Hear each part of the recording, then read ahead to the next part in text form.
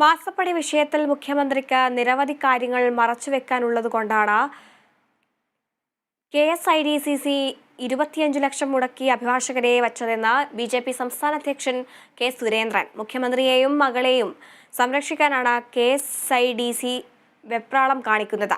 മുഖ്യമന്ത്രി നടത്തുന്ന അഴിമതി CPIM സംസ്ഥാന നേതൃത്വം മൂടിവെക്കാൻ ശ്രമിക്കുകയാണെന്നും സുരേന്ദ്രൻ കണ്ണൂരിൽ പറഞ്ഞു.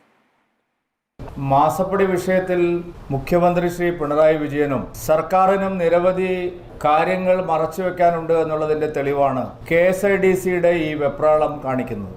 KSIDC 25 ലക്ഷം രൂപ അഭിഭാഷകന് ഫീസ് കൊടുത്ത് ഈ വിഷയത്തിൽ എന്തിനാണ് കോടതിയിൽ പോയത്? KSIDCയോട് ചോദിച്ചിരിക്കുന്നത് KSIDCയും CMRLും തമ്മിൽ എന്താണ് ബന്ധം? മുഖ്യമന്ത്രിയുടെ മകൾ വീണ വിജയനും CMRMLലും തമ്മിലുള്ള ഇടപാടിൽ KSIDC എന്താണ് മറച്ചുവെക്കുന്നത്? എന്തിനാണ് മറച്ചുവെക്കുന്നത്?